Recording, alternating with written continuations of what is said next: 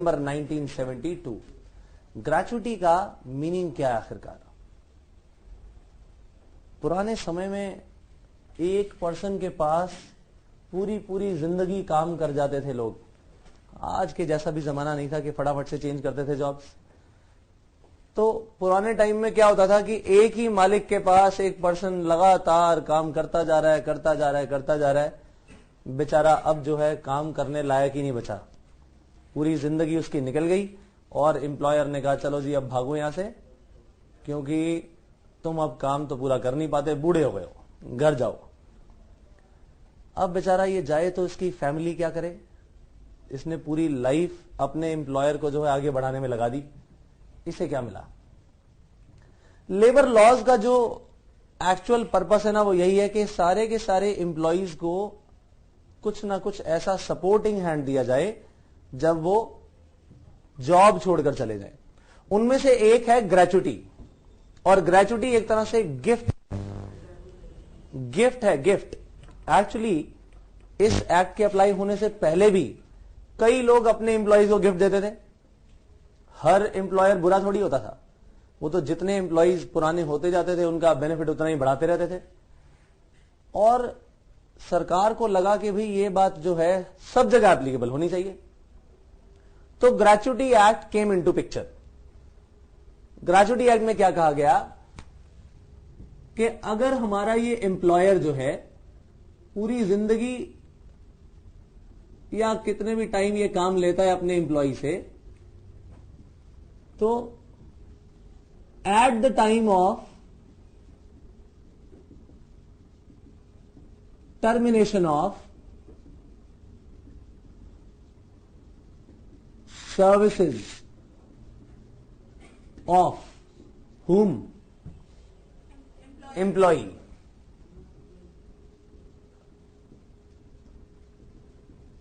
उसे कुछ दिया जाए, तो एम्प्लॉयर ने उसे एक गिफ्ट दिया।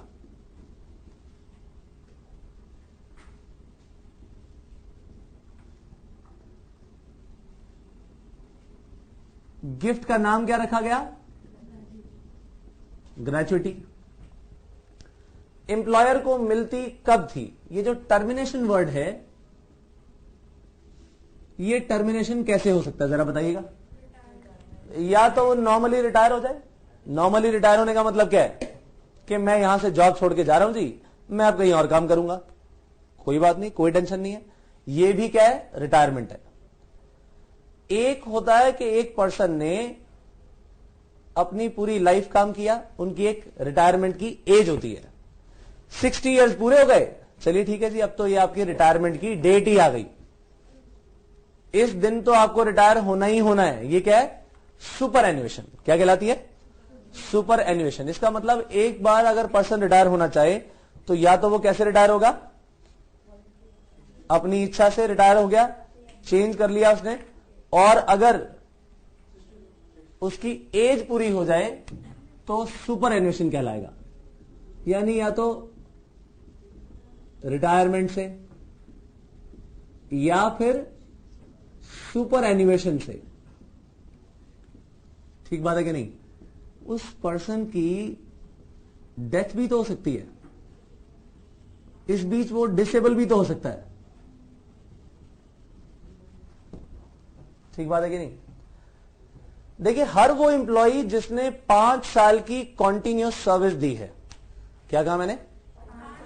5 साल की कंटिन्यूस सर्विस दी है, कम से कम 5 साल की, नॉट लेस देन 5 इयर्स, उसे ग्रेचुटी दी जाती है। क्या कहा मैंने? एटलीस्ट 5 इयर्स जो काम करेगा उसे क्या मिलेगी? ग्रेचुटी मिलेगी। तो जो एम्प्लॉई एलिजिबल है इस काम के लिए वो कौन है? हु हैज वर्कड कितना टाइम? नॉट लेस देन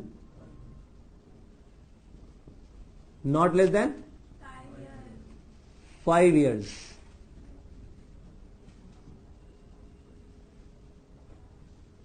और वो भी 5 इयर्स कैसे? कॉन्टिन्यूअस सर्विस के। क्या कहा मैंने? कॉन्टिन्यूअस सर्विस, ये बहुत ही ज्यादा इंपॉर्टेंट वर्ड है, आने वाले टाइम में आपको ये मालूम हो जाएगा कि इसकी वैल्यू क्या है, कॉन्टिन्यूअस सर्विस। जरा ये बताइए कि जो डेथ है, डिसेबलमेंट है, ये एक्सीडेंट के कारण हो गया होगा? Disablement due to accident. अभी एक पर्सन ने ज्वाइन ही किया था, 1 साल भी नहीं हुआ कि उसका बेचारे का एक्सीडेंट हो गया काम के दौरान, ड्यू कोर्स ऑफ एम्प्लॉयमेंट में। जरा बताइए कि अब वो काम पर नहीं आ सकता, क्या किया जाए? क्या इसे ग्रेचुइटी दी जाए? 5 साल काम नहीं किया, वर्कमैन कंपनसेशन तो अलग मिलेगा ही मिलेगा, उसको तो छोड़ ही दो, हम बात कर रहे हैं सिर्फ ग्रेचुइटी की। लॉ कहता है भाई ये बात तो देखनी पड़ेगी कि यहां पर उसकी गलती से कॉन्टिन्यूअस सर्विस नहीं टूटी, ठीक बात है कि नहीं? इन दोनों केसेस में 5 इयर्स कॉन्टिन्यूअस सर्विस, इसका जो ये रूल है ये अप्लाई नहीं होता, ये रूल अप्लाई क्रॉस नहीं होता, जबकि यहां पर इन केसेस में ये रूल अप्लाई होगा। टिक लगा दिया मैंने। Is this very clear? तो डेथ और डिसेबलमेंट के केस में जो है 5 कॉन्टिन्यूअस सर्विस रूल अप्लाई नहीं होता, जबकि रिटायरमेंट और सुपर एन्युएशन के केस में ये 5 साल की एलिजिबिलिटी का रूल, कॉन्टिन्यूअस सर्विस का रूल अप्लाई होगा। ठीक है। अब एम्प्लॉयर जो है कौन हो सकता है? देखिए एम्प्लॉयर या तो सेंट्रल गवर्नमेंट होगी, तो क्या किया जाए? स्टेट गवर्नमेंट है तो क्या किया जाए? और अगर कोई लोकल अथॉरिटी है, लोकल अथॉरिटी क्या होती है? जैसे कि MCD, municipal corporation of Delhi, या पीडब्ल्यूडी, पब्लिक वर्क्स डिपार्टमेंट, ये सब क्या है? लोकल अथॉरिटीज है तो गवर्नमेंट का ही पार्ट, ठीक बात है कि नहीं? तो इन सभी केसेस में क्या किया जाए? किसे एम्प्लॉयर माना जाए? और मैंने आपको पहले भी बताया था, हम एम्प्लॉयर की डेफिनेशन आखिरकार पढ़ते क्यों हैं? ताकि अगर इस एस्टैब्लिशमेंट में बेचारे वर्कर्स को ग्रेचुइटी ना मिले तो किसे पकड़ा जाए? एम्प्लॉयर को पकड़ा जाए।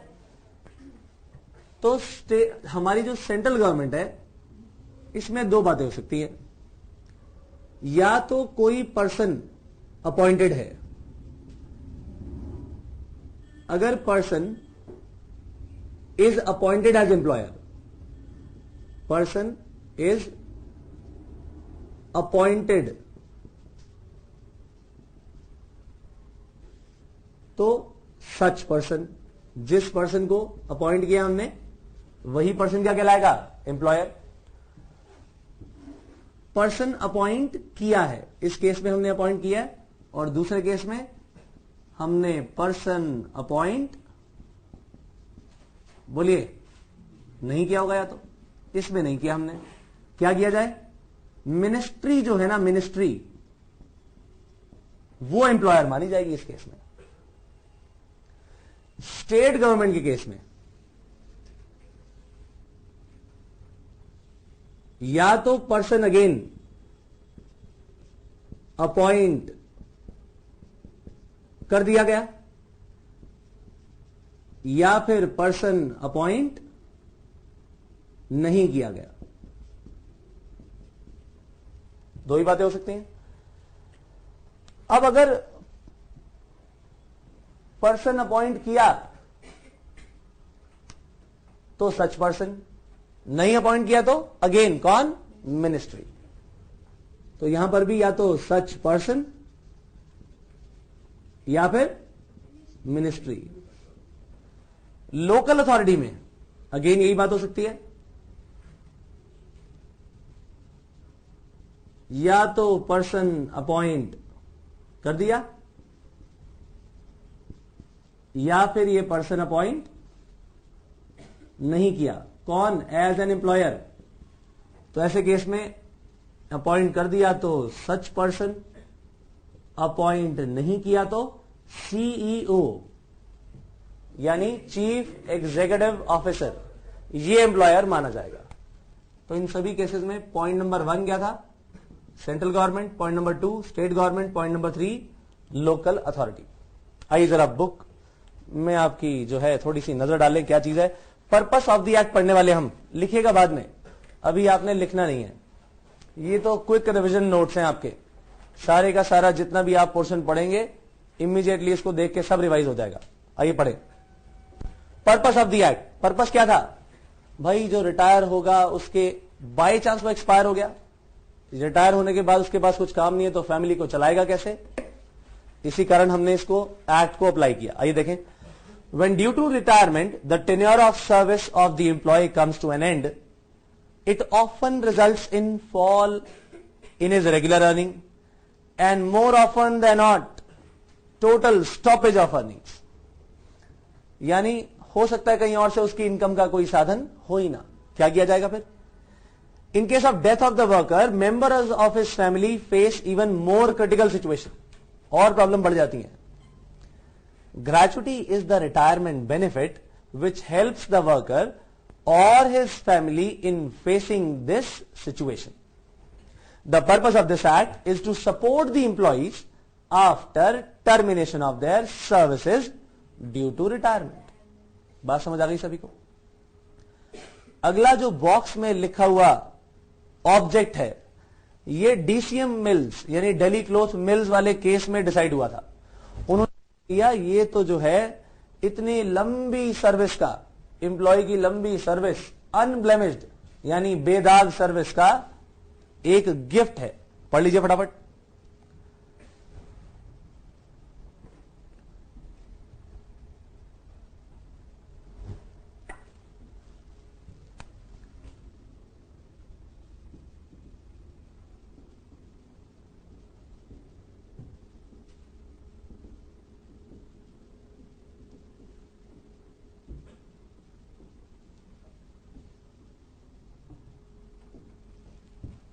पढ़ लिया सभी ने?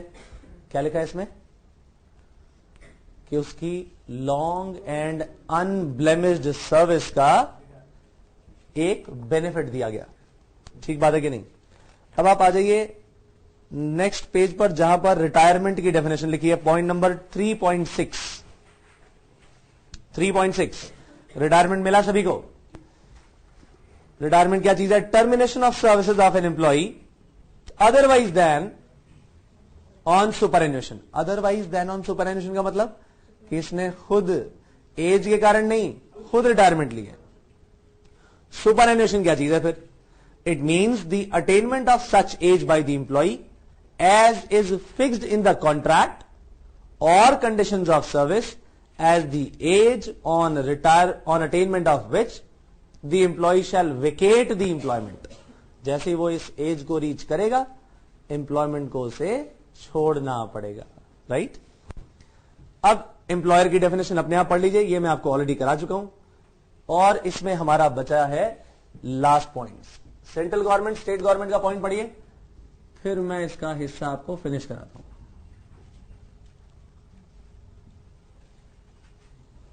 एम्प्लॉयर की डेफिनेशन पढ़िएगा बस।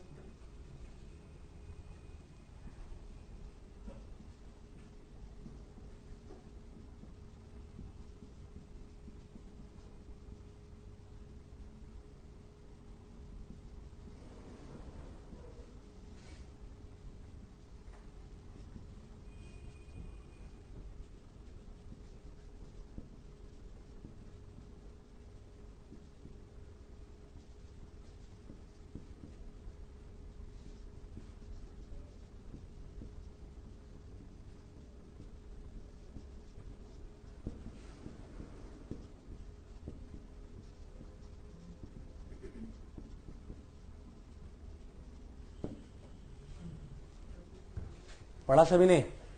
अब जो ये एनी अदर केस है, इसे खुद पढ़िए और मुझे बताइए क्या हमने ये लास्ट एक्ट में पढ़ा था या नहीं पढ़ा था? बताइए फटाफट से। लेकिन ये नाम पढ़े थे जो नाम लिखे गए हैं? नाम पढ़िए जरा फटाफट से।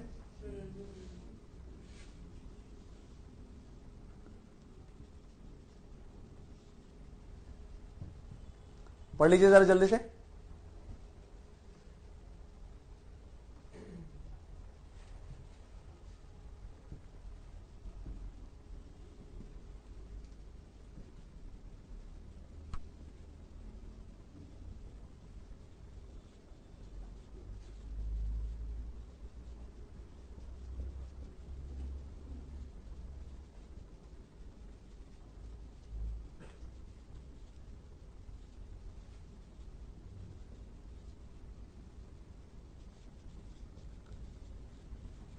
ये सारे वो नाम है जो आप अभी पढ़ने वाले हैं। वजह क्योंकि ये पेमेंट ऑफ ग्रेचुटी एक्ट जिन पर अप्लाई होता है,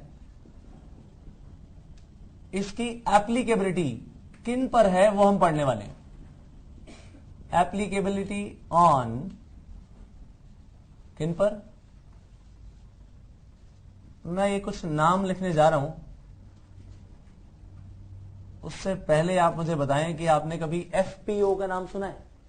एफपीओ कभी देखा है? एफपीओ फूड प्रोडक्ट्स के लिए जो है, किसी प्रोडक्ट पर आपने साइन देखा हो, जैसे आईएसआई मार्क है, वो क्वालिटी को बताता है कि नहीं? एफपीओ फूड प्रोडक्ट्स की क्वालिटी को बताता है। सुना है कभी या नहीं? तो जरा एफपीओ इस शॉर्ट फॉर्म का जो है क्यों ना यूज किया जाए। एनी फैक्ट्री, प्लांटेशन और ऑयल फील्ड। अच्छा, एमआरपी तो सुना होगा आपने। एमआरपी क्या होता है वैसे? Maximum retail price. मैं इसे किसी और तरीके से यूज कर लेता हूं। ये आ गया जी माइन, रेलवेज और पोर्ट्स। जल्दी याद हो गया ना? तो कोई भी फैक्ट्री हो, प्लांटेशन हो या ऑयल फील्ड हो, माइन हो, रेलवेज हो या पोर्ट्स हो, इन सब पर यह एक्ट एप्लीकेबल है, राइट? और एनी एस्टैब्लिशमेंट वेयर 10, पिछले एक्ट में 10 था क्या कुछ और था? 20 था। यहां पर कितना है? 10। बोनस एक्ट में था 20, लेकिन यहां पर है 10। सो वेयर 10 और मोर वर्कर्स आर और वर वर्किंग, यानी याद रहे हैं, कर रहे थे। क्यों, ऐसा क्यों लिखा? On day in last accounting year, क्योंकि एक बार ये एप्लीकेबल हुआ तो समझ लीजिएगा कि ये हमेशा के लिए एप्लीकेबल हो गया। ये एक्ट भी कैसा है? Once applicable always applicable. ठीक बात है कि नहीं? तो इन सभी पर एप्लीकेबिलिटी है इसकी। और सेंट्रल गवर्नमेंट के पास तो पावर है, जो इस पूरी की पूरी लिस्ट में नहीं भी आते उन सभी को इस पर्टिकुलर एक्ट में ला सकती है। एक ऑफिशियल गैजेट में नोटिफिकेशन देना पड़ेगा और वो ऑर्गेनाइजेशन भी इस लिस्ट में शामिल हो जाएगी। आइए पढ़े फटाफट। देखिए जरा एस्टैब्लिशमेंट कहां लिखा हुआ है। मिला सभी को एप्लीकेबिलिटी पोर्शन। 3.4 पे आइएगा। 3.4 मिला सभी को एप्लीकेबिलिटी।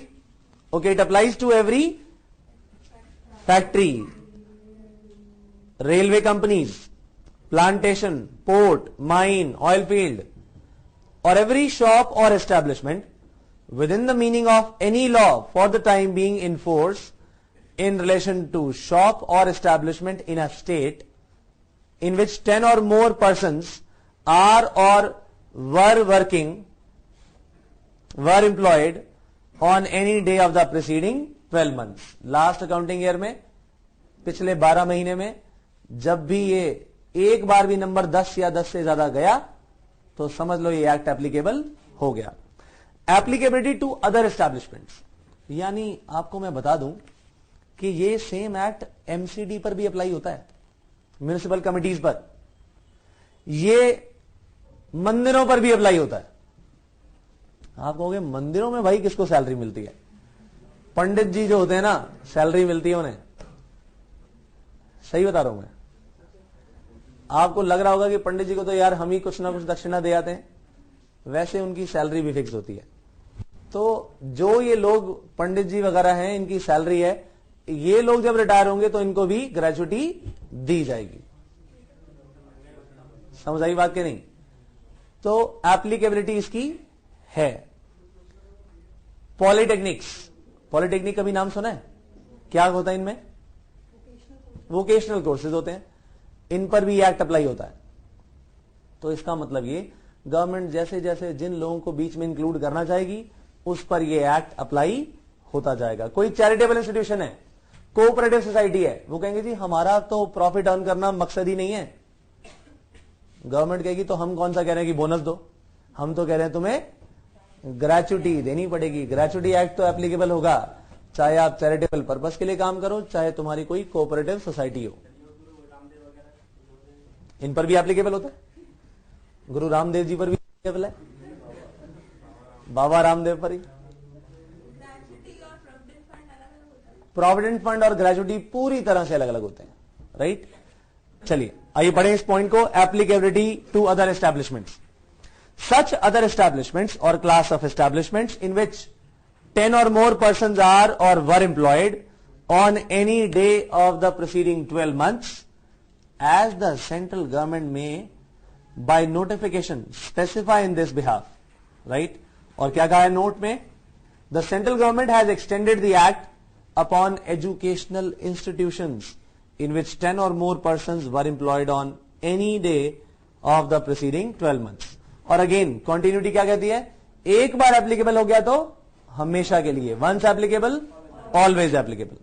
जरा पढ़ लीजिए एप्लीकेबिलिटी ऑफ द एक्ट के decided case laws. Municipal council और कमिटी, टेम्पल्स, जगन्नाथपुरी, सुना है किसी ने नाम? कितने करोड़ों अरबों रुपए वहां पर सिर्फ और सिर्फ लोग दान दे आते हैं। जो भी सोना पहना हुआ है सब कुछ उतार के वहां पर ऐसे दे आते हैं। कितने केजी सोना तो ऐसे ही दे आते हैं, राइट। जो पहना होता है सब उतार आते हैं, सारे के सारा सोना जितना पहना हुआ है। ऐसे ऐसे लोग भी हैं वहां पर, राइट। तो जरा सोचो कि वहां पर पंडित जी, तो वहां पर जो सिस्टम है वो कुछ ऐसा नहीं है कि भाई जो भी आके पंडित जी आए, हाँ जी ये तो मेरा हो गया, ऐसा कोई सिस्टम नहीं है वहां पे। वहां पर क्या है, वो सारा का सारा मंदिर की ट्रस्ट में जाता है और हर एक पर्सन की जो वहां पर पंडित जी हैं उनकी सैलरी फिक्स होती है। तो वहीं पर ये केस हुआ और वहां पर पंडित जी ने कहा जी मैंने पूरी जिंदगियां निकाल दी, मुझे ग्रेचुटी मिलनी चाहिए।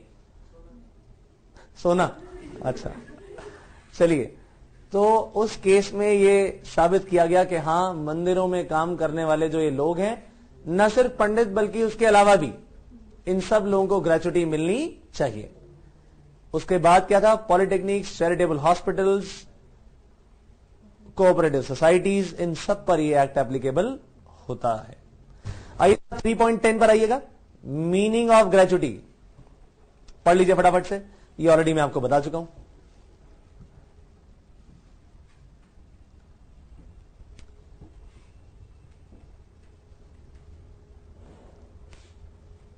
पढ़ लिया सभी ने? तो ये जो हमने लिखा था एनी अदर केस में ultimate control over the affairs of the business, इन कौन से केसेस में? एफपीओ और एमआरपी और एनी शॉप और एस्टैब्लिशमेंट, इन सब पर ही अप्लाई होता है। एक बार आप ये काम करिए, सारा का सारा बोर्ड पर जो लिखा है वो नोट करिए, फिर हम आगे चलेंगे।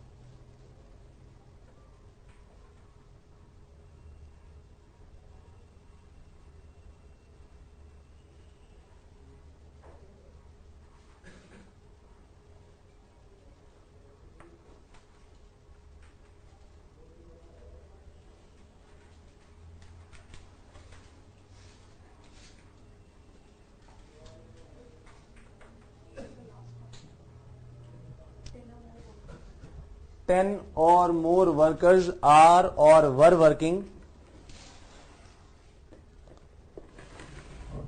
on any day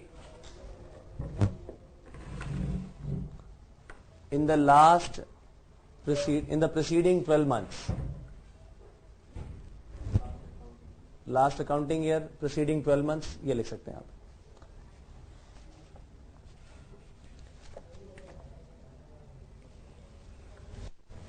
अब सवाल ये आता है कि ये पैसा आखिरकार मिलेगा किसे? किसे मिलना चाहिए पैसा? ये एम्प्लॉय को मिलना चाहिए, लेकिन बेचारा अगर एम्प्लॉय एक्सपायर हो गया तो फैमिली को मिलेगा। और अगर फैमिली ना हुई तो भाई फैमिली हो सकती है, नहीं हो सकती, इसीलिए हम पहले नॉमिनी बनवा देते हैं। क्या कहते हैं कि नॉमिनी बनाओ जी अपना। जैसे आप बैंक में अभी अपना अकाउंट खोलने जाएं तो पूछेंगे बताइए कि आपके अकाउंट के अंदर जो भी पैसा है इसके लिए नॉमिनी किसे बनाया जाए।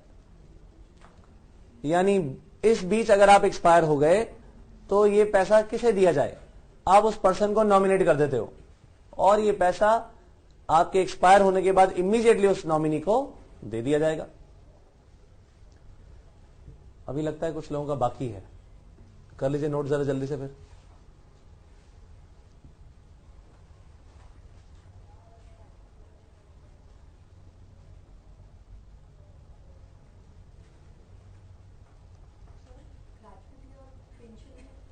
ग्रेचुटी और पेंशन भी पूरी तरह से अलग होती है।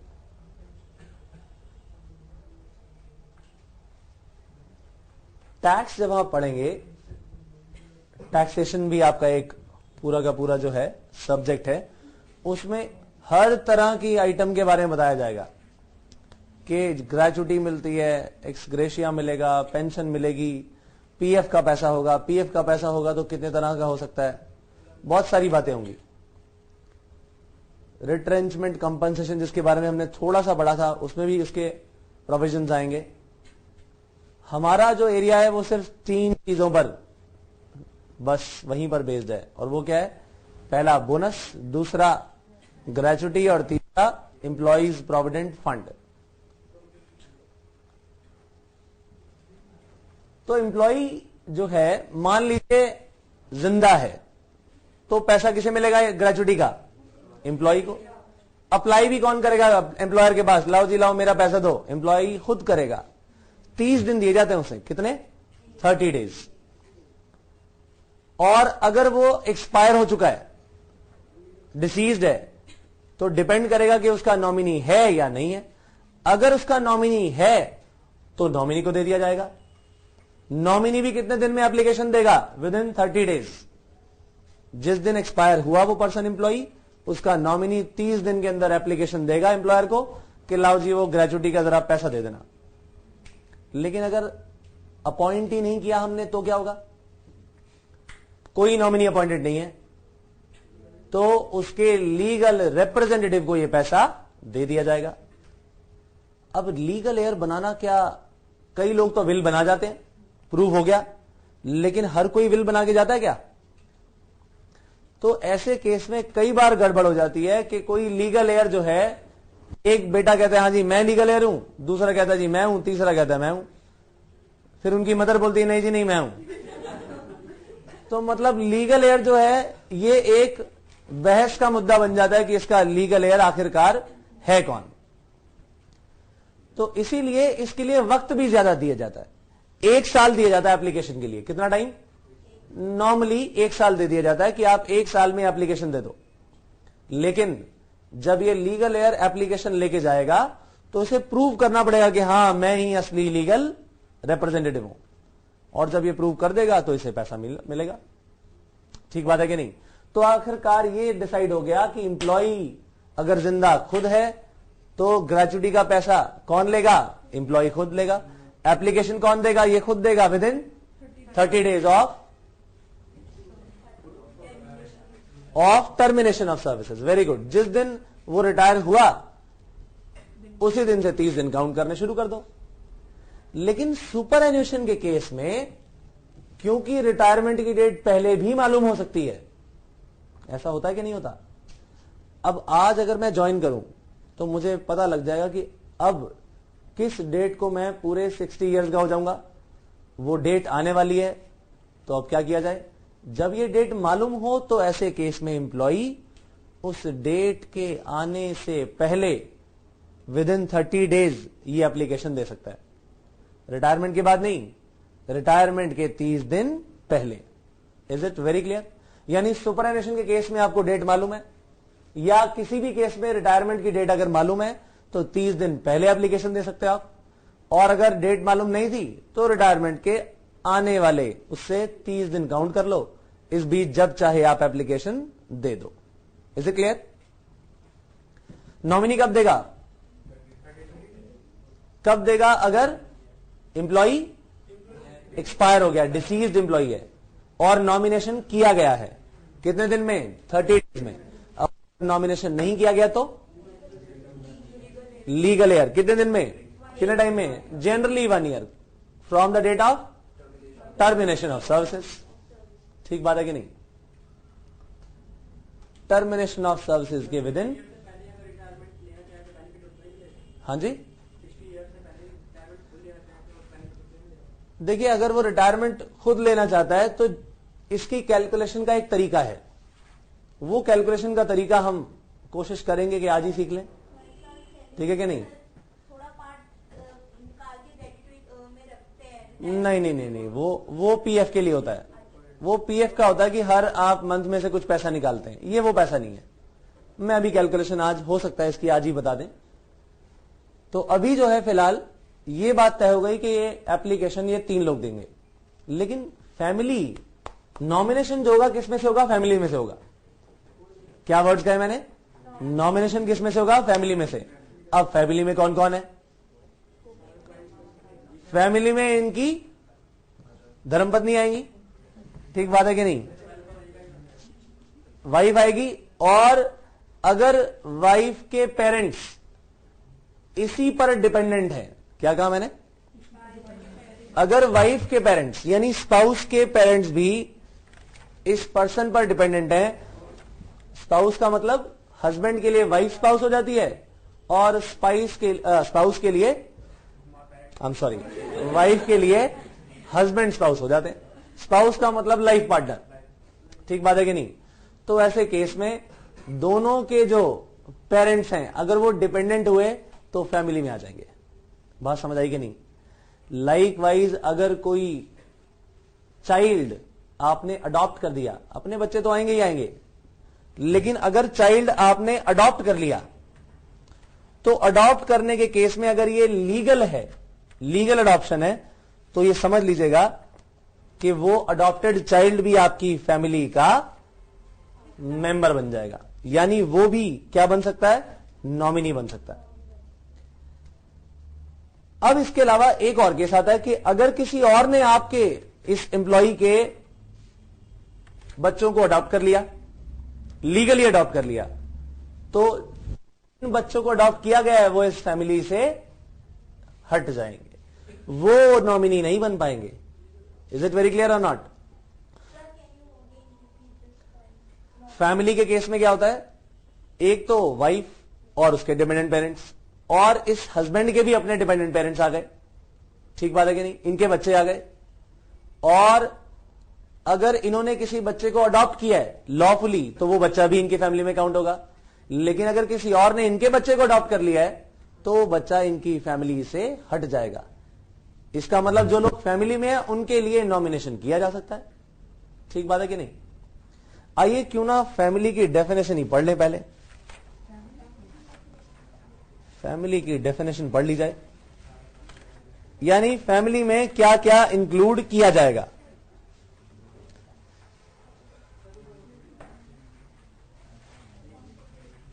एक बात ध्यान रखिएगा, इसमें चाहे, सुनिए ध्यान से, अगर मान लीजिए इनका कोई बेटा था और उसकी मैरिज हो चुकी है और उसके बच्चे भी हैं, और इनका बेटा एक्सपायर हो गया, यानी इनकी बहू बची हुई है और इनके ग्रैंड चिल्ड्रन बचे हैं, तो वो भी इनकी फैमिली में आएंगे। Is it very clear? आइए पढ़ लें फटाफट। 3.13 है ये पॉइंट, मिला सभी को? आइए पढ़ें। तो फैमिली में कौन कौन काउंट होगा? The family shall be deemed to consist of, in case of male employee, himself, his wife, his children, चाहे मैरिड हो चाहे अनमैरिड हो, his dependent parents and the dependent parents of his wife, and the widow and children of his deceased son, if any.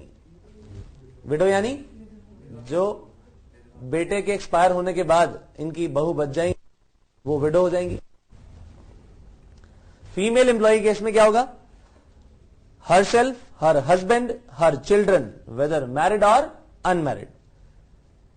Her dependent parents यानी इस employee के, lady employee जो है, female employee, इसके parents dependent, और इसके husband के dependent parents, वो भी सब कौन है?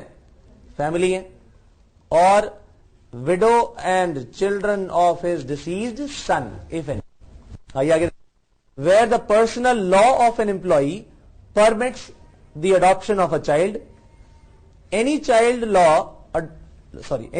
lawfully adopted by the employee shall be included in his family. Where the child of an employee has been adopted by another person, such child shall be excluded from his family. यानी इनके लिए nomination फिर नहीं हो पाएगा जो चले जाएंगे फैमिली से. राइट? तो आइए जरा अब किसकी बात की जाए. कौन लोग हैं जो एलिजिबल होंगे, कौन लोग हैं जो एप्लीकेशन देंगे. ठीक बात है कि नहीं?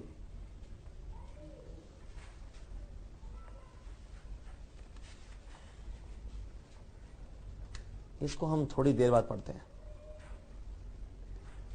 पॉइंट नंबर 3.14 पहले पढ़ लिया जाए. एलिजिबिलिटी की हम बात ऑलरेडी कर चुके हैं. चलिए इसकी रीडिंग कर लें पहले. क्या लिखा है? Gratuity shall be payable to an employee on termination of his employment. क्या हमने लिखा है ये? At the time of termination of his employment, ये मिलेगा इसे. आगे चलते हैं. After he has rendered continuous service of for not less than 5 years, यानी कम से कम 5 साल की क्या? Continuous service. कब? ऑन हिज सुपरएन्युएशन और ऑन हिज रिटायरमेंट और रेजिग्नेशन. कौन से 2 सालों में ये रूल अप्लाई होता है? रिटायरमेंट और सुपरएन्युएशन में ये रूल अप्लाई होता है. आगे चलते हैं. ऑन हिज डेथ और डिसेबलमेंट ड्यू टू एक्सीडेंट और disease, the condition of completion of 5 years is not essential in this case. ये बात हम कर चुके हैं ऑलरेडी. अब डिसेबलमेंट का मतलब क्या है? Disablement means disablement due to which an employee becomes incapable of performing the work which he was performing before the accident or disease resulting in such a disablement. यानी पहले तो ये काम कर पा रहा था. मान लीजिए एक ना फैक्ट्री है जहां पर रिवॉल्विंग मशीन काम कर रही है, बहुत खतरे वाली मशीन होती है. अब काम करते करते बेचारे का एक्सीडेंट हो गया, अब टेम्पररी डिसेबलमेंट हो गई और सीधा हाथ जिससे काम होता था अब वो चला गया. क्या ये फुल कैपेसिटी में पहले की तरह काम कर पाएगा? अब क्या किया जाए? एम्प्लॉयर ने देखा यार ये हमारा एम्प्लॉय जरा ज्यादा ही वफादार था, तो अब भले ये अपना पहले जैसा काम न कर पा रहा हो, इसे किसी और काम में लगा देते हैं. भले इसकी सैलरी रिड्यूस कर दें लेकिन इसे जॉब से निकाला न जाए. जब वो थोड़ा ठीक ठाक होके आया, अब हाथ उसका सीधा तो था नहीं, राइट हैंड से तो बेचारा डिसेबल हो गया. क्या किया जाए? उसे कहा कि अब आप स्टोर कीपर हो गए, अब आप मशीन नहीं चलाओगे, लेकिन जितनी सैलरी आपको पहले मिलती थी अब उससे कम मिलेगी. बात तय हो गई. उसने कहा चलो ठीक है, कुछ तो मिला. अब इसने वहीं पर अपनी जॉब कंटिन्यू कर ली. अब वो कीपर बना हुआ है, सामान जो आता है और जाता है उसकी रिकॉर्डिंग कर लेता है, उसका ध्यान रखता है. अब जब ये रिटायर होगा तो इसकी ग्रेचुटी कैलकुलेट कैसे की जाएगी? 2 हिस्सों में. कैसे की जाएगी? 2 हिस्सों में. ये मान लिया जाएगा कि इसकी 5 साल की कंटिन्यूअस सर्विस ब्रेक नहीं हुई. बीच में हुआ था ना इसका एक्सीडेंट, ब्रेक नहीं हुई, वो कंटिन्यूड है. सैलरी पहले ज्यादा थी, बाद में सैलरी कम हो गई, तो कैलकुलेशन दो अलग अलग तरीकों से की जाएगी। Is it very clear? कैसे की जाएगी थोड़ी देर में देखते हैं। तो अल्टीमेटली होगा क्या, इस डिसेबलमेंट के कारण उसे दोबारा हो सकता है जॉब पे रख लिया जाए। आइए पढ़ें फटाफट से। एलिजिबिलिटी कैसे होगी ये बात समझ लीजिए कि कम से कम 5 साल काम करना है। कितने साल? अगर इसने 6 महीने, फॉर एग्जाम्पल क्या कहा मैंने, 6 मंथ से ज्यादा, 6 महीने से ज्यादा काम किया, यानी 6 मंथ 1 डे, एक दिन भी एक्स्ट्रा काम किया ना, तो ये प्रजम्पशन ली जाती है कि इसने पूरे 1 साल काम किया। फॉर एग्जाम्पल इसने 7 ईयर्स और 8 मंथ्स काम किया, आपके हिसाब से कितना टाइम होना चाहिए? 8 साल। वैसे तो भाई 7 साल और 8 महीने हैं, लेकिन क्योंकि जो ये बचा हुआ फ्रैक्शन था साल का, 8 मंथ्स 6 महीने से ज्यादा था, मोर देन 6 मंथ्स, 6 मंथ्स और मोर नहीं है, ये क्या कहा मैंने, more than 6 months, in excess of 6 months है, तो इसे आप पूरा 1 साल मान लेंगे। Is it very clear? चलिए अब मैं आपको बताने जा रहा हूं कि हम ग्रेचुइटी की कैलकुलेशन करेंगे कैसे। बहुत ही आसान सा काम है। टैक्स जब आप पढ़ेंगे, टैक्सेशन, टैक्स में भी ये पॉइंट आएगा, लेकिन उसमें जो है एक्चुअली 3 पॉइंट्स आएंगे। उसमें ग्रेचुइटी के लिए